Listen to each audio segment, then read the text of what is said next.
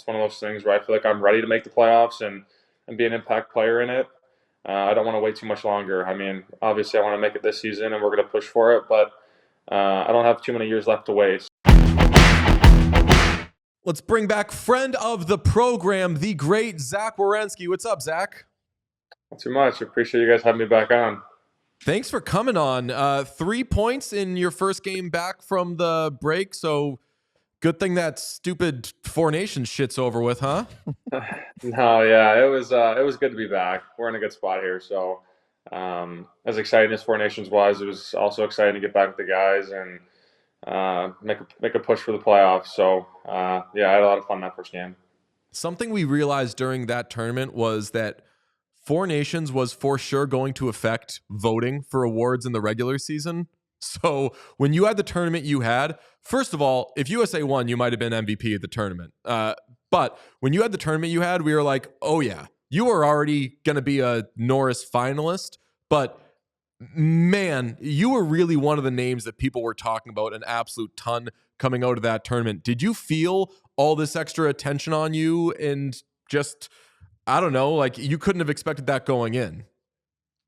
Yeah, I could definitely notice it a little bit. I mean, I play in a smaller market here in Columbus, so whenever we get any media attention, it's definitely a little bit different. I feel like on that stage, with how much media that tournament got, I definitely felt it. Um, but I try not to think about it too much. I wanted to go there and win and just play well and do what I do, and I felt like I did that. It's unfortunate the result at the end of it, but I was happy with how I played. I was happy with how our team played, and just super grateful for that experience. I mean, the tournament blew everybody away from just like an entertainment standpoint. But what was it like off the ice for you, being with a bunch of different guys, and like you said, just the media around it, and the how many people were actually paying attention to it?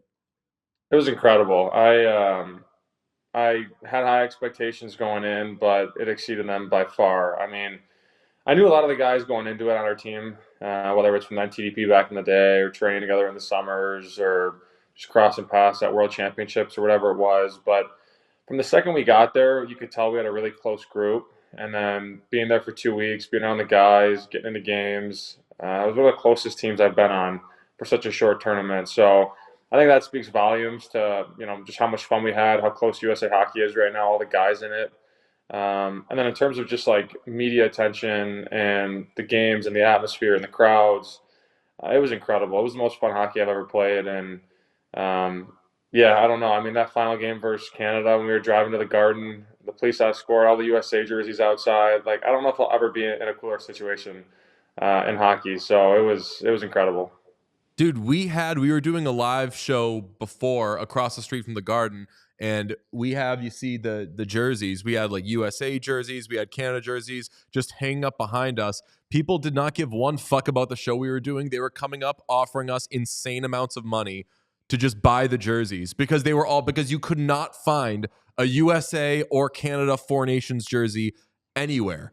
This thing blew up to the point of so much bigger than anybody could have thought. I want to ask about, I know that group texts were a big thing via the Kachuk brothers. Were any of you just like showing each other shit that you were seeing on your phones about whether it was Joe Rogan, whether it was Trump tweeting about you guys, of like, are you seeing what like X is saying? And I don't say X to mean Twitter. Like, I mean like insert person here is saying about this. Yeah, a little bit. I mean, like you couldn't avoid it, right? For some reason, and I guess for good reason. After that Canada game, when the Chucks fought and Miller fought, and McAvoy has a good hit on McDavid, and Larks has a big goal in the second period. Like after that whole game, I feel like everywhere I looked on social media, whether it was Twitter or Instagram and even TikTok, like I don't use it too much, but when I went on there, it was just all hockey and all USA hockey, and probably because that's just my algorithm, I guess, is USA. But you'd see like the Trump stuff and Joe Rogan talking about it, and Stephen A. Smith and First Take and all these people just talking hockey, which was incredible, right? You usually don't see that. Saw some of the funny memes. We were showing each other on the bus. I wasn't in the group chat with the Kachucks and Miller. I don't know about that one, but we were a close group, so we were sharing stuff in there, and it was fun to be a part of. Speaking of meaningful, I wanted to ask you earlier on, but I just forgot. Could you hear the Johnny Hockey chants in the final? Because the chants at TD Garden would either be from Canada fans cheering for Canada or USA fans chanting for USA. And the loudest chants of the night were Johnny Hockey because everybody there could agree, hell yeah, Johnny Hockey. Could you hear that during the game, and what did it feel like? Yeah, I could hear it. It was loud. It was just an incredible moment, like you said. I feel like it was either USA or Canada, and then at a certain point there, it was just everyone chanting Johnny Hockey, and I felt like that's what the hockey world's all about, and that's what makes it so special. It's something everyone could agree on, and um, as players, kind of makes you emotional. He's a guy that a lot of us on that team knew and knew very well, and his wife Meredith was there at the game that night, so I thought that was super special. Yeah, no, it was awesome there hearing that. So it's a credit to the hockey world and the fans for recognizing that and doing it together. So I loved it. What was the energy and situation around the team when all the Quinn Hughes stuff was going down? Because trying to follow that from the outside was like, what is even happening here? Yeah, I didn't really know too much on that. Obviously, we would have loved to have him. He's one of the best players in the world, so that would have been awesome to get him there. But I kind of had a feeling it wasn't going to work out just because the rules with Canada and Makar and Harley, and we had 6 healthy Ds, so I kind of thought that was the case where he wouldn't be able to play unless someone else went down. Um, but yeah, it was definitely a little bit different once we kind of heard he was coming, and then he wasn't coming, and kind of all over the place, but you just try to stay focused and go about your business. I mean, like I said, we would have loved to have him there. He's a hell of a player, but it just didn't work out. What was it like being back with Torts? It was good. Yeah, definitely different having him as an assistant coach rather than I had. But I loved it. Me and him have had a great relationship for a long time, and I enjoyed spending a few weeks with him. I feel like for him it must be like his son is all grown up now, and like this season in particular has been I don't want to say breakout season because you've already been a star player in the NHL, but this season really, obviously you're having a career year and will get a ton of Norris votes. An obvious line for me to draw is that you have a new coach, but how do you explain why this season has been so much better for you? Um, yeah, I mean, I think a lot of guys on our team are really stepping up right now. You look at Marchenko, you look at Kent Johnson, Sean Monahan when he was healthy. I really haven't done too much differently this year. I feel like just guys I'm playing with are really taking steps forward. Adam Fantilli's taking a big step, Cole Sillinger. So I feel like for me, like nothing really has changed except the fact that the guys I'm passing the puck to have a ton of confidence right now, and they've taken steps forward. So I just try and go about my business, do what I do. But we're in a good spot here in Columbus. We have some good young skill, and guys are taking steps. And I feel like the game's just been a lot easier for me this year, just with the guys I'm playing with. You're a huge team guy, so I know that you're probably not going to say like, yeah, I want to win the Norris so badly. But if you win the Norris, that means your team has a Norris defenseman. So that's good for the team. How do you feel about that award, and do you think about it much? I try not to. I mean, I feel like with the year I've been having, it kind of gets brought up a lot, or I notice it. It's one of those things where I really just want to make the playoffs. It's been a while since I've played in meaningful games. We're in a good spot here. I think we're tied with Ottawa for a wild card. We're 2 points back of Detroit, and we have them, twice this week in Detroit and the Stadium Series. So that's my focus for the most part. I feel like if I'm being talked about in the Norris conversation, just like you said, I'm just helping my team win. Then that's all that means to me, and it's an individual award, an individual recognition. But I feel like that's just team success and having the guys around me, and it's one of those things where, of course, I'd love to win a Norris at some point in my career, and this is probably the closest chance I'll have or have had, and it's definitely exciting. But I'm definitely trying not to think about it. I feel like when you think about it and get caught up in it, it's kind of consume you a little bit. So I'm just trying to enjoy the moment, enjoy the games we're in, the spot we're in as a team, and just have fun the rest of the year here. What's it like been playing under Dean Evason? He's awesome. Yeah, he's been fun to play for. He keeps it light in the room. You can see, I'm sure you guys have seen the highlights of him when we score, just jumping up on the bench, punching our coaches. He brings like that excitement to the room. It's like he's in it with us, and I've really enjoyed that. I think the best thing about him that I've noticed so far this year is just how he treats us. He treats us like pros, treats us like adults. he understands that everyone's different, and whatever it takes for you to show up ready for the games, he's all for. And I've really enjoyed that about him. Was there any point in the offseason where you were like, when are we getting a coach? Because we were doing shows weekly being like, Blue Jackets still don't have a coach, by the way. Not sure if that's a strategy on their part. And we kind of found it perplexing. And then you hire Evason and we're like, oh, yeah, that's a good hire. That makes sense. Were players ever asking, like, are we getting one of these at some point? A little bit. I mean, I would talk to like Boone and Goody and some of the veteran guys about it, like what they're hearing. We had new management. I know he, got a few guys out and probably had to do some, work behind the scenes. And I'm not really sure what all goes into that, but I'm sure he had his hands full. And then we were kind of the last team at that time that needed a coach. So I think he just had time to figure it out and take his time with it. And yeah, kind of just do his homework on it all. But we ended up with a good coach, and we're all really happy about it. So definitely took a little longer than probably we would have hoped for, but it all worked itself out. Do you still talk to Seth Jones at all? Because he is wanting out maybe of Chicago, and I feel like a million people immediately were like, back to Columbus for Seth Jones. So do you still talk to him and have a relationship with him? Yeah, me and Jones are good buddies. I haven't talked to him too much this season. We actually played them the other night, so me and Boone grabbed dinner with him, and yeah, just caught up with him a bit. I know I've seen the reports on him wanting out.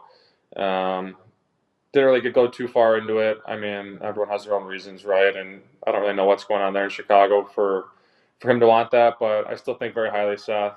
I'm not sure what our plans are here in Columbus. I'm not sure what he's thinking, but definitely a hell of a player and a good friend of mine. So I guess you never know what happens.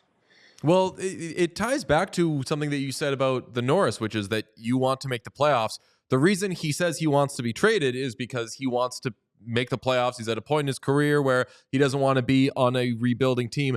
I was wondering how you felt about the team's direction, because obviously you've had some injuries, but this has been a great season for the team. And if we've learned anything from the Capitals, just getting in, making the playoffs, getting that experience can go a very, very, very long way. So what do you want the team's direction to be? Are you hoping that the team can invest and add? Yeah, I mean, I think it's one of those things where I would love for our group to get experience. I mean, I think right now we're getting a ton of experience just playing these meaningful games down the stretch here. I think that's so valuable. You understand really how hard the league is right now when teams are fighting for points and you're fighting for positioning and fighting to make it in. The first 50 or so games, it's kind of just the regular season, and from here on out, it feels like playoffs for us. So I think this is valuable for us. I think it's valuable for our young guys to see how hard the league really is. And then in terms of the deadline, I'm sure Don will do what he has to do, and whatever he sees fit, I'm good with. But I haven't made the playoffs in a number of years now, so it's definitely on my mind as well. It's one of those things where I feel like I'm ready to make the playoffs and be an impact player in it.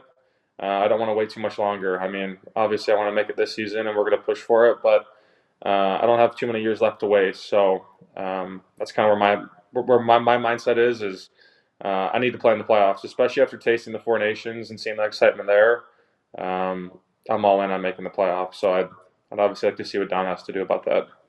I mean, you've had a lot of highlights this year, but I think one of my favorites for you came off the ice, and it was after the Patrick Laine stuff and you responding and defending Columbus. And a lot of that did feel like just being really sick of people dumping on Columbus from the outside.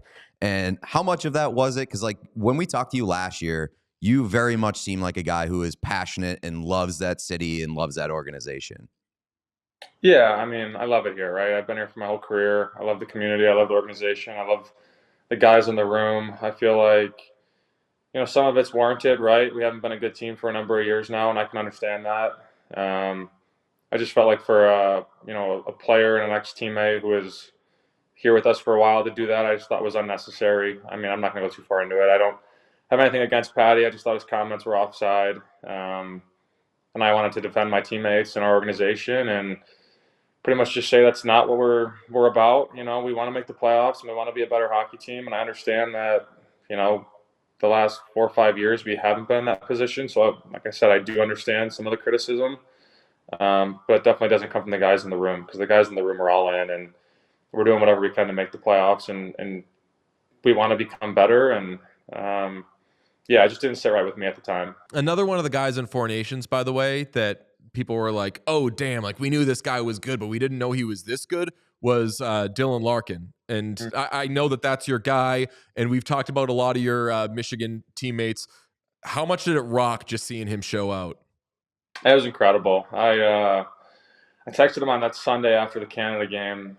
He scored the game-winning goal in Montreal, and I was just like, man, what a moment for you, right? Like he's been a guy that's been loyal to Detroit. He loves it there.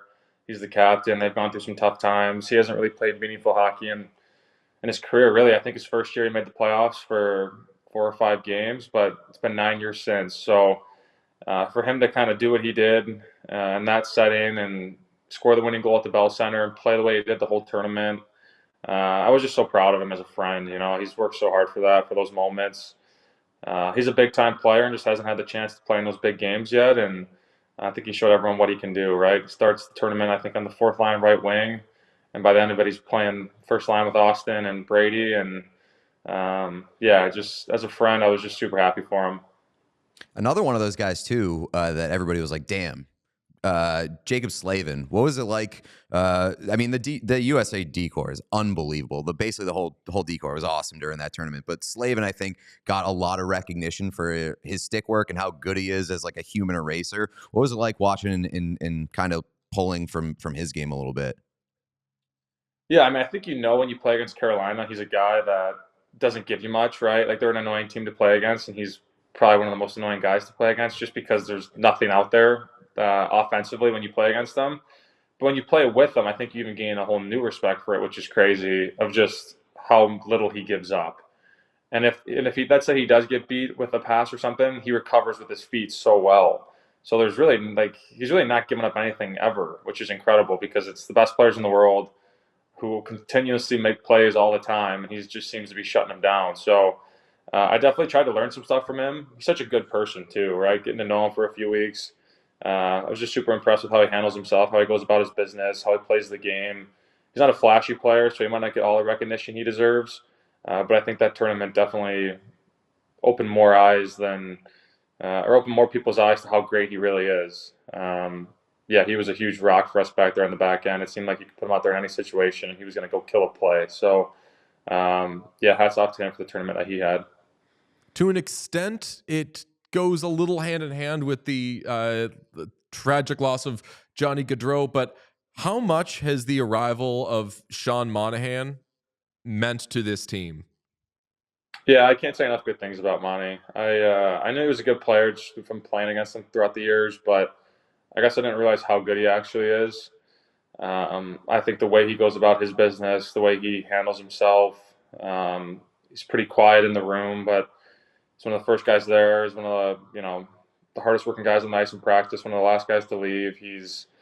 Um, he's been awesome for us. I mean, I think the best part about Monty too right now is we have a lot of young guys, a lot of young centers, and there's no better guy to look up to than Monty. Just the way he plays the game. He's always in the right spot. He wins faceoffs. He blocks shots. He PKs. He's in every situation for us. He's on the bumper on the power play. And I think since he's been down, a big reason why Adam Fantilli's having success is because he got to watch Monty for a number of months and learn from him. And now Fance is playing unbelievable for us. So I really can't say enough good things about Monty and what he's brought to our room, how he's played. Obviously, given the circumstances, it's probably been super tough on him. But he's been a true pro, and I've just been so impressed with him. Yeah, I mean, I definitely don't want to lean into the trauma, but I can't imagine what it's like for you, your teammates, and a new player getting to know each other and coming together as a team when like the real shared connection that you have is that this horrible thing happened to all of you. Yeah, I mean, I think the first time I saw Monty this year was at the vigil for John, and I feel like it's one of those things where you're really not sure how people are going to respond to something like that. I feel like, watching him and how he went about it and how he handled the whole thing, there was no one in the hockey world closer to John than him.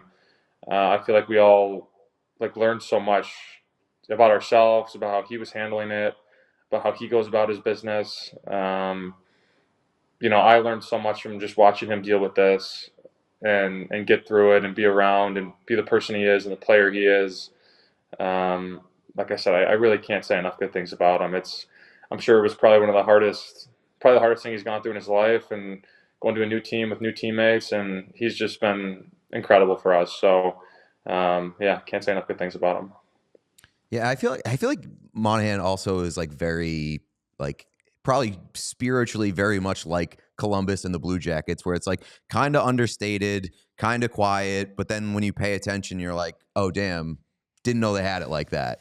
And he's just, it seems like a perfect fit, and I'm happy that like it seems like it's working out. I just, staying on the ice, you guys are a different team when he's out there, and it just shows how good and important he is to that team. So. Yeah. Yeah, no, 100%. That's exactly right. He's a guy that, yeah, I could talk on him for days, I guess. So I could keep rambling, but no, he's been incredible for us. And like you said, we are a different team with Monty on the ice. He's been that good for us this year. I believe the last time, I'm probably wrong on this because I'm wrong about most things, but I believe the last time you played at Ohio State, you had 2 goals, I think, for Michigan against Ohio State. Is that correct? Sophomore year? Yeah, I think so. It was actually at Nationwide. Oh, was it? Fuck me. Setting the tone. Damn. Oh, so, yeah, I was going through your college stats, and I was like, I'm going to find what he did at Ohio State. And the game, I guess, technically was like scheduled as at Ohio State, but it wasn't there. All right, well, never mind. I was going to set the bar. I was going to say your over-under for goals on Saturday is 2.5, but fuck me. Yeah, no, it was my first game at Nationwide after I got drafted, so I was all fired up. And then my first or second shift, I got hit the hardest I've ever gotten hit in my life to this day still. I tried to toe drag one of the defensemen. I got just destroyed. And I was like, oh, it's going to be a long night for me. And then I ended up scoring twice, so made it a little bit better after that. But I don't remember what happened the last time I played at Ohio State. I'd have to go back and look that one up. I mean, it's inherently weird how many Michigan guys play for the Blue Jackets, but it's probably not going to be any weirder or more weird than it will be at the Stadium Series game, especially with Ohio State being national champions and all that. And we all saw the Blue Jackets players wearing the Ohio State jerseys before that game. How weird is it going to be as a Michigan man to be playing in that game? It'll definitely be a little bit different. I know we're doing the Ohio State tradition. I think like walking from where they walk into the stadium and all that stuff. So that's fine. I mean, I'm not a huge fan of it, I guess, being a Michigan guy, but I think the venue itself, it's historic. It's one of the best in college football. They are the national champs, and just all the buzz around the city for Ohio State right now. It should make for an incredible game for us. So as a Michigan guy, some of it I could go without, but at the same time, I'm going to enjoy it. I'm going to take it all in. It's they have incredible traditions there, and it's an incredible venue. I'm excited to see what it's all about for a hockey game. So definitely a little split on it, but I'm just going to enjoy it and take it all in, I guess. When we were waiting for the jerseys to come out, I was very concerned that they were going to lean into Ohio State stuff. Were you or any of your teammates worried that you were basically going to have to wear Ohio State jerseys in this game? I mean, definitely was a thought. I think with the Red Wings being red and white, kind of got out of that one like automatically. But then again, too, I think they're smart enough to realize how many Michigan guys we have on the team. So that would have been bad marketing. I don't think guys would have been happy about it. So I think the jerseys turned out great for us. So I'm happy with it. They're sick. They're so sick. Is there any sort of thing you have planned for the entrance? Because quite frankly, that sometimes is better than the outdoor game itself, seeing how the players show up and walk in. Yeah, we have some stuff planned. You have to wait and see on Saturday, but I'm excited about it. It's meaningful to us, so I'm excited to walk in and show the hockey world what we got going. We've gone on long enough with you. Always appreciate chatting with you, dude. We have been pumping your tires all season. You're having an incredible year. We can't wait to see the second half of it. Keep killing it, man. Yeah, I appreciate it, guys. Thanks for having me on again. We all silly like the mayor.